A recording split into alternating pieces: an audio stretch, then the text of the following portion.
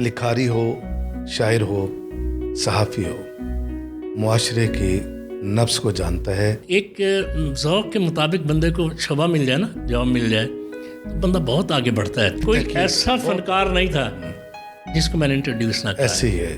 مجھے عامر شہزاد بنانے میں بھی آپ کا بڑا کردار ہے. اصل چیز ہوتی ہے آپ کی تحریر. ہم نے نا اس کو پینٹ کرنا ہوتا ہے، بنا سنوار کے اس کا اخبار پہ لگانا ہوتا ہے.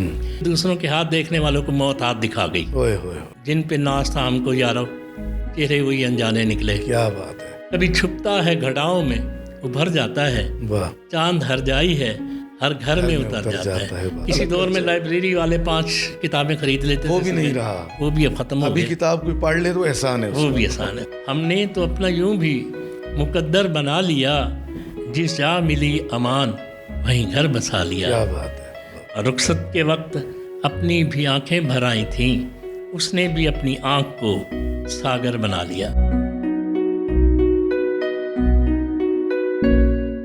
بسم اللہ الرحمن الرحیم. پروگرام پوڈ کاسٹ ود عامر شہزاد آپ کا میزبان آپ کی خدمت میں حاضر اور اپنے تمام دیکھنے والوں کو سلام پیش کرتا ہے. ناظرین کرام، لکھاری ہو، شاعر ہو، صحافی ہو، معاشرے کی نبض کو جانتا ہے. ان تینوں کاموں سے منسلک لوگوں کو معاشرے کا نبض شناس کہا جاتا ہے. آج ایک ایسی شخصیت ہمارے پاس موجود ہیں جنہوں نے بڑا طویل عرصہ جرنلزم میں گزارا. کئی کتابوں کے خالق ہیں، شاعری کرتے ہیں اور کالم لکھتے ہیں، گویا نبض شناس ہیں. آئیے ان سے بات کرتے ہیں، دیکھتے ہیں کہ معاشرے کی نبض کیسے دیکھتے ہیں اور اس کو کس طرح جانتے ہیں. ہمارے ساتھ موجود ہیں سینئر جرنلسٹ سلیم ناز صاحب. السلام علیکم. وعلیکم السلام. خوش آمدید سلیم ناز صاحب. تھینک یو یار، بہت شکریہ آپ کا. بڑا اچھا لگا آج ہماری پوڈ کاسٹ میں آپ تشریف لے آئے. آپ جیسے سینئر لوگوں کا یہاں تشریف لانا بڑے اعزاز کی بات ہے ہمارے لیے. آپ کی بڑی مہربانی، آپ نے یاد کیا ہے یار. اب میں سلیم ناز صاحب، آپ ابتدا میں آپ کو جانتا ہوں بطور ایک بہت سینئر صحافی کے. جی. پھر میں نے آپ کو ایک منجھا ہوا قلم کار کے طور پہ دیکھا. پھر میں نے آپ کی شاعری بھی سنی. جی. یہ تینوں کام گود جڑے ہوئے ہیں قلم کرتاز سے، مگر تینوں اصناف مختلف ہیں. جی. تو کیا کہیں کبھی ذہن میں ایسے مطلب کوئی رجحان پیدا ہوا کہ میں صحافت بھی کروں، میں قلم کار بھی بنوں، میں شاعر بھی بنوں؟ اسی طرف کیوں راغب ہوئے آپ؟ عامر بھائی آپ دیکھیں، یہ تینوں چلتی رہی ہیں ساتھ ساتھ. صحافت بھی چلتی رہی ہے، شاعری بھی چلتی رہی ہے، کالم نگاری بھی چلتی رہی ہے. ابتدا میں جب 81 سے میں نے یہ سٹارٹ کی تھی صحافت، تو میں BA کا اسٹوڈنٹ تھا. تو اس وقت بھی شاعری کر رہے تھے اور اس کے بعد ہاں جی کالم لکھتے تھے سوچ سمندر کے نام سے ایک مقامی اخبار میں. پھر اس کو چھوڑ دی صحافت کو، کیونکہ یہ ایکسپیرینس ایسا اچھا نہیں گزرا مجھ پہ، کیونکہ لوگ صرف کرسی کو سلام کرتے تھے. آج آپ سیٹ سے ہٹ جائیں تو کسی نے نہیں پوچھنا آپ کا ہونا. ہر شعبے میں یہی صورتحال ہے. اس وقت ہمارا تو یہ تھا نا. اور جرنلزم صحافت تو بڑے عروج پر تھی، بڑے عروج پر تھی اس دور میں. تو میں نے چھوڑ دیا. میں نے پھر جا کے سرکاری نوکری کی اسلام آباد میں، پاپولیشن ویلفیئر ڈویژن میں. جی. اسلام آباد رہا 1.5 سال. تو پھر جب شادی ہو گئی تو پتہ چلا کہ اس سیلری میں تو گزارا ہی نہیں ہوتا، اسلام آباد ہے. تو پھر ریزائن کر کے میں واپس ملتان آ گیا. پھر میں نے نوائے وقت جوائن کیا آ کے یہاں 1987 میں. اور کب تک رہے آپ نوائے وقت؟ نوائے وقت میں رہا ہوں 2022 تک. وہ ایک ذوق کے مطابق بندے کو شعبہ مل جائے نا، جاب مل جائے تو بندہ بہت آگے بڑھتا ہے. پھر تقریباً 38 سال آپ نے گزارے. 36 سال. 36 سال. کیونکہ میرا لکھنے لکھانے کا شغف تھا، اور پھر مجھے وہی جاب مل گئی، میگزین کی جاب مل گئی، ایڈیشن مل گئے. تو وہاں مجھے اپنی صلاحیتیں دکھانے کا موقع ملا. وہ تو مستقل آپ کے پاس رہا ہے، میگزین بھی اور ایڈیشن بھی شروع سے ہی، پہلے دن سے ہی. ملتان کے کتنے ہی قلم کار ہیں جو اس میگزین میں آپ کی محبتوں کے طفیل جی بالکل چھپے ہیں، اپنا نام کمایا ہے، لوگوں تک پہنچے ہیں. جی ان کی کہیں وہ پہنچ گئے. اور مطلب میں جتنا اللہ کا شکر ادا کروں کم ہے. میں واحد جرنلسٹ ہوں میگزین کا جس نے طویل عرصہ ایک اخبار میں، قومی اخبار میں گزارا ہے. بڑی بات ہے. نوائے وقت جیسے اخبار میں رہنا، اور پھر اس میں سارے ایڈیشنز میں ترتیب دیتا تھا. ایک وقت ایسا آیا، پہلے انہوں نے آتے ہی مجھے بچوں کا پیج دے دیا کہ یہ پہلے آفتاب میں بچوں کا پیش کرتے تھے تو ان کو وہی دیا جائے. اب میں نے جب دیکھا کہ یہ تو وہی روٹین میں چل رہا ہے پہلے، میں نے اس کو نیا ٹرینڈ دیا. واہ. اور ٹرینڈ ایسا دیا کہ اتنی انوالومنٹس ہو گئی، جو بچوں کی ڈاک جو ہے نا شاپر میں بھر بھر کے آتی تھی. کیا بات ہے. تو اسی طرح سینئرز بھی میرے خوش ہوئے، اور آہستہ آہستہ پھر مجھے اور ایڈیشن مل گئے. ایک وقت آیا کہ میں خود اوور آل میگزین ایڈیٹر بن گیا، اور اس میں ہی مختلف ایڈیشنز، اور ادب کے حوالے سے پھر میرا خاصا کام رہا ہے. روحی رنگ کے حوالے سے، روحی رنگ ہمارے علاقائی ثقافت جنوبی پنجاب کی، اس کو بہت میں نے سامنے لایا. پھر شعبہ آرٹ، فنکاروں کا شعبہ تھا، کوئی ایسا فنکار نہیں تھا جس کو میں نے انٹروڈیوس نہ کیا. ایسے ہی ہے. اور اس وقت پیپر پڑھا جاتا تھا. پیپر کو بڑی اہمیت حاصل، نوائے وقت کا ایک نام ہوتا تھا بہت زیادہ. اور صبح کا میں نے دن کا آغاز نہیں ہوتا تھا جب تک آپ اخبار نہیں دیکھ لیتے تھے. سیمنا صاحب، آپ یہ بھی تو کہہ سکتے ہیں کہ عامر شہزاد جو اس وقت میرے سامنے بیٹھا ہے 6 کتابوں کا خالق ہے، مگر وہ بھی اسی میگزین سے اس نے آغاز کیا. مجھے اچھی طرح یاد ہے اپنا پہلا کالم چھپا ہوا آپ کے ہاتھوں سے، آپ نے اس کی نوک پلک درست کی تھی، اور وہ آج ماشاءاللہ سے میری 6 کتب ہیں. جی ماشاءاللہ. تو میں اس چیز کا برملا اقرار بھی کرتا ہوں کہ مجھے عامر شہزاد بنانے میں بھی آپ کا بڑا کردار ہے. بہت شکریہ یار. اصل چیز ہوتی ہے آپ کی تحریر. ہم نے نا اس کو پینٹ کرنا ہوتا ہے، بنا سنوار کے اس کا اخبار پہ لگانا ہوتا ہے. چیز تو اصل آپ کی تحریر ہے، اس میں کیا ہے، کیا لکھا ہے، یہ آپ پہ جاتا ہے. مواد کیا ہے، حاشیہ کیا ہے. اور ہمارا یہ ہوتا ہے کہ ہم نے اس کو گیٹ اپ کیا دیا ہے، لے آؤٹ کیا دیا ہے، اس کی ہیڈنگ کیا نکالی ہے، تو وہ ہمارا تو اس میں جاتا ہے. اب وہ آپ کو یاد ہوگا کہ وہ خاتون ہوتی تھی ہاتھ دکھانے والی، ہاتھ دیکھنے والی، سوری ہاں جی، وہ مرڈر ہو گیا تھا اس کا. تو اس کی میں نے سرخی نکالی تھی کہ دوسروں کے ہاتھ دیکھنے والوں کو موت ہاتھ دکھا گئی. تو سرخی پہ ہی وہ اس کا آرٹیکل پڑھا گیا. ہاں بالکل صحیح ہے، بالکل بڑی سرخی. اسی طرح نکالتے تھے ہم. یا وہ سانپ انسان نہیں بنتے، انسانوں نے سانپوں کا روپ دھار رکھا ہے. واہ واہ واہ واہ.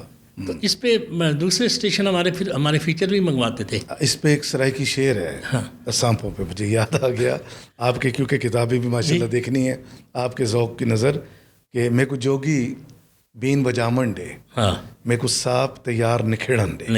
کیا بات ہے، شاعر کا کمال. دیکھیے نا.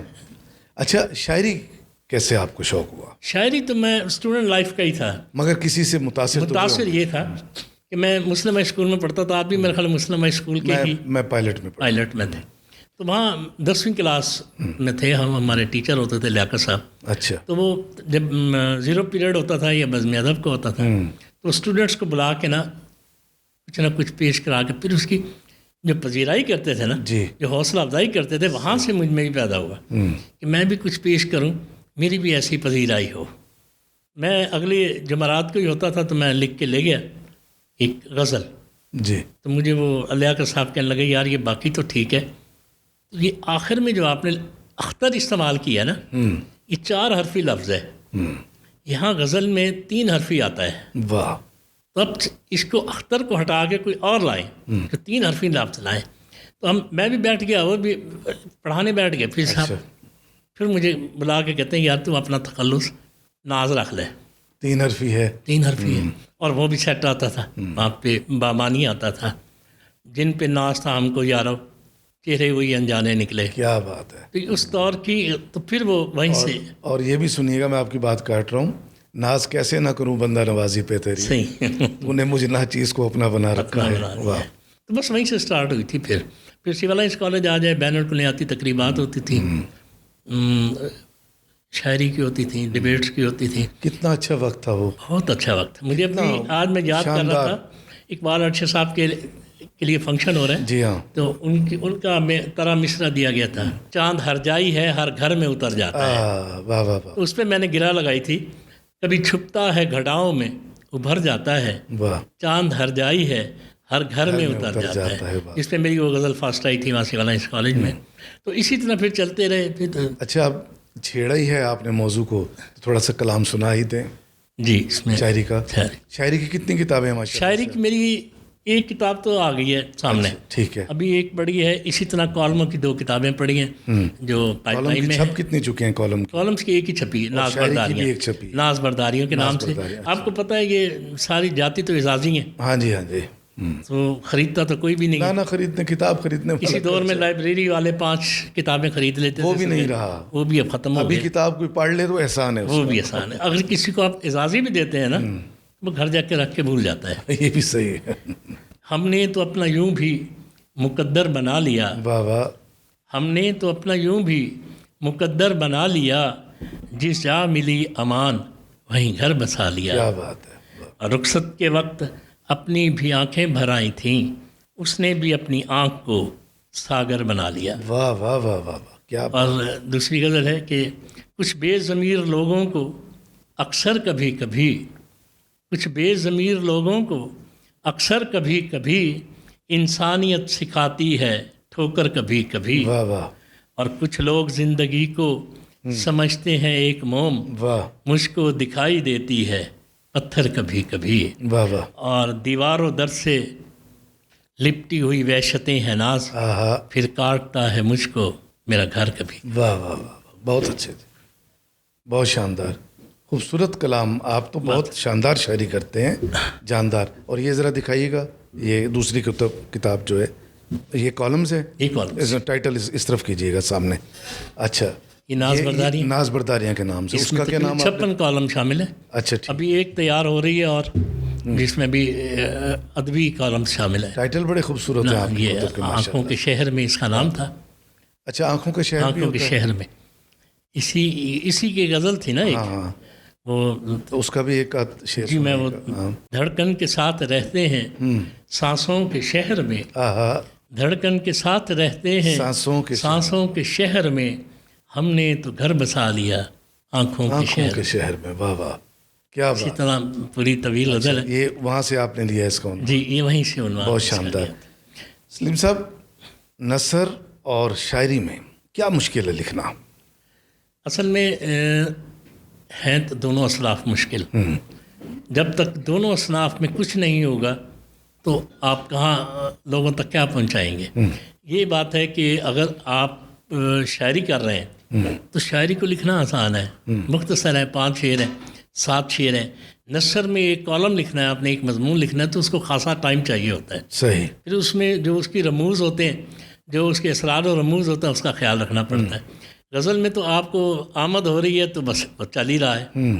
آورد میں تو تھوڑا سا پرابلم ہو جاتا ہے، آمد میں تو نہیں ہوتا. آمد میں نہیں ہوتا. تو 5 شعر لکھنے چلتے چلتے بھی آپ رک کے بیٹھ جاتے ہیں. لگے ہاں تو یہ بھی بتا دیں آورد اور آمد میں کیا فرق؟ آمد یہ ہے جو آپ کو اوپر سے اترتی ہے، یعنی آپ کے جو تخیلات، جو خیالات ہوتے ہیں وہ آپ پر اوپر سے اترتے ہیں. اوپر سے آمد کی آمد ہوئی ہے آپ کو. اور آورد وہ ہے جو آپ منجی پیری ٹھوکنے نہیں بیٹھ جاتے، اہتمام کرتے. اہتمام کرنا کہ یہ میں نے یہ غزل کہنی ہے، یہ شعر کہنا ہے. اچھا کچھ لوگ یوں کرتے تھے قافیہ بندی کر کے پھر اس میں وہ مصرع بھر دیتے تھے. اس قافیے کو اس مصرع میں استعمال کرنا یہ آورد ہے. تو اس کی پتہ ہی لگ رہا ہوتا ہے. آمد کی شاعری تو میں فلو زیادہ ہوتا ہے، پڑھنے کا انداز بھی ہوتا ہے. وہ اتر رہی ہے نا آپ پہ. اتر رہی ہے. جیسے الہامی شاعر کہا جاتا ہے، اس کو غالب کو بھی کہا جاتا ہے، اقبال کو بھی کہا جاتا ہے، میر کو بھی کہا جاتا ہے. جہاں کلام خود آ کے بول رہا ہو، بادب کھڑے ہو جاتے ہیں، بخود کھڑے ہو جاتے ہیں. تو آورد میں تو پھر کئی شاعر پھر رہے ہیں سر. آپ کے ماشاءاللہ کتنی کتب اور آ رہی ہیں نثر کی؟ میری 2 اور ہیں پائپ لائن میں. جی. کالم ایک تو ہے جو میں نے انٹرویوز چھاپے تھے اپنے ادبی ایڈیشن میں، بہت اچھے ادیبوں اور شاعروں کے. دوسری ہے ثقافت پہ، جنوبی پنجاب کی ثقافتی نقوش. وہ جو یہ بڑی شاندار ہوگی. بہاولپور، ملتان اور یہ جو اس میں ہے. اصل میں مجھے پھر یہ فائدہ یہ ہوا ہے کہ میں نے ایم فل کیا ہے سرائکی میں، تو پھر مجھے وہ ثقافت کو نکھارنے میں مجھے اور فائدہ ہو گیا. واہ واہ. کوئی سرائکی کتاب بھی لانے کا آپ کا فیوچر میں؟ نہیں سر، سرائکی جو ہے نا اس کی ریڈرشپ ہی نہیں ہے، اس لیے وہ کتابیں لانا لوگ لاتے ہیں لیکن وہ ایک اور مقصد کے تحت ہے، وہ ادب کی خدمت نہیں ہے. صحیح. وہ ایک سرائکی ادب کو ایک اپنے نکھار پیدا کرنے کے لیے، اپنا نام بنانے کے لیے وہ چل رہا ہے، نصابی کتب دیکھ لیں آپ. مطلب آپ یہ سمجھتے ہیں کہ وہ زبان زیادہ استعمال کی جانی چاہیے جو پڑھی بھی جو جائے، پڑھی سمجھ بھی آسانی سے آتی. بالکل ٹھیک کیا ہے. ہمارے یہاں دیکھ لیں کتنے سرائکی ریڈر جی ہیں. ہاں بالکل صحیح. سلیم ناز صاحب بہت اچھا لگا آپ سے بات کر کے. آپ کی بڑی پیاری پھولوں جیسی باتیں اور پھول کی ہر کلی سے خوشبو آتی ہے. Sir thank you. تو اچھا لگ رہا تھا.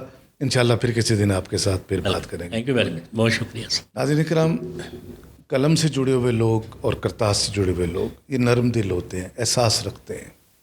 احساس بھی اس چیز کا کہ کوئی ایسا لفظ، کوئی ایسا حرف ادا نہ ہو جائے جو کسی کے لیے تکلیف اور اذیت کا سبب بنے.